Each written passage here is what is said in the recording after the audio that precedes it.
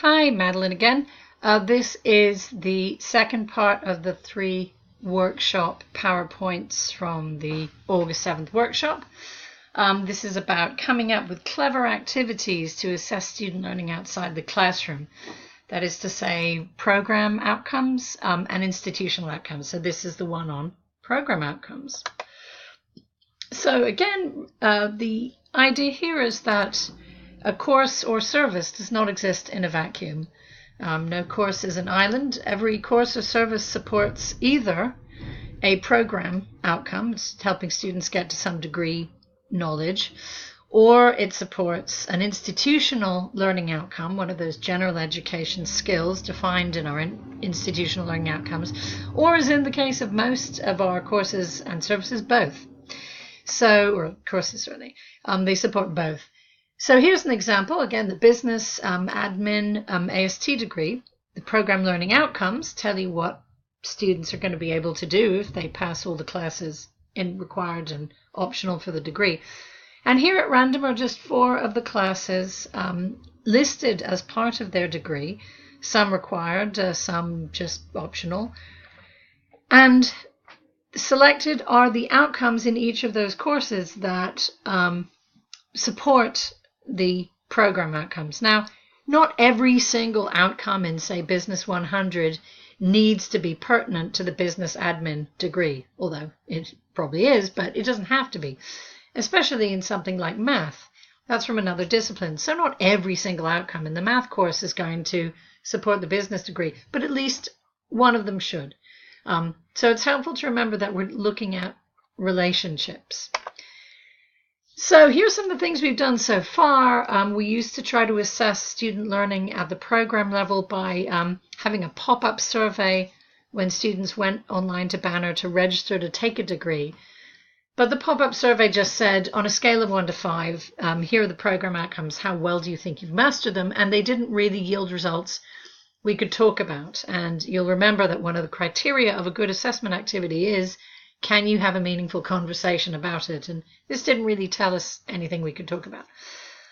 There's also a lot we do at the department level, and in some cases it's quite formal. CTE programs, a lot of them are required actually to do outreach and to track alumni and to get information about how well their program is serving students who transfer, students who go into work.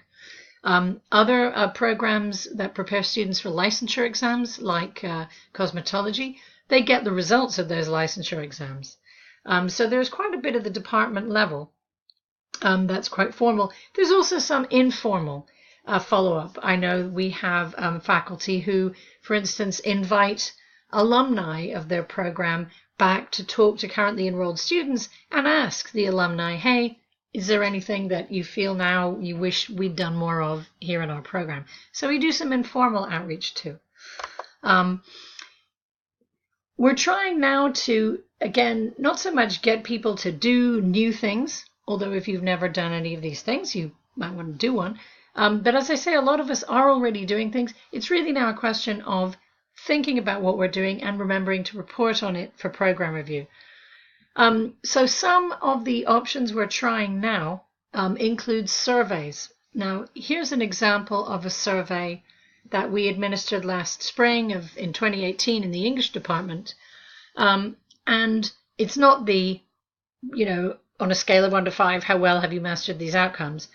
We took students in capstone composition courses, that is to say the second in the course sequence, and we created a survey for them which really addressed the skills in our first program learning outcome. Our first program learning outcome said, analyze and respond critically to literary and expository text. So we asked questions that we thought would help us get to whether or not we were doing that. Now, it's indirect, it's asking students how they feel about it, but it's not, it's not nothing.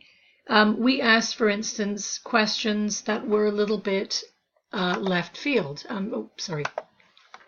We asked things like, yes, what I've learned in my college classes compared to when I started has made me more confident in writing essays for other classes, or when we read authors in class, I generally get what they're talking about, or I find I enjoy reading more. I mean, we ask some questions and about 10 of them, which would give us a more nuanced picture. So we're putting that in a big report, and we're going to talk about it in fall of 18, and that's going to be part of our snapshot of student learning for the English program. Again, here's some of the things we could use. We could use surveys, embed assignments, share rubrics or blueprints for assignments, perhaps think of student activities, and anything else that we could come up with. So at this point, the team sat and thought for a bit about their own disciplines. They looked over the methods available. They thought about some things they might like to do in their degrees or certificates, but which could be applied generally, to just see how students were putting it all together. We've written up the results of that elsewhere, but we did actually come up with some pretty good and interesting ideas. So if you're interested, do have a look at those workshop materials and at some other instructional PowerPoints we've got going about how to assess your program.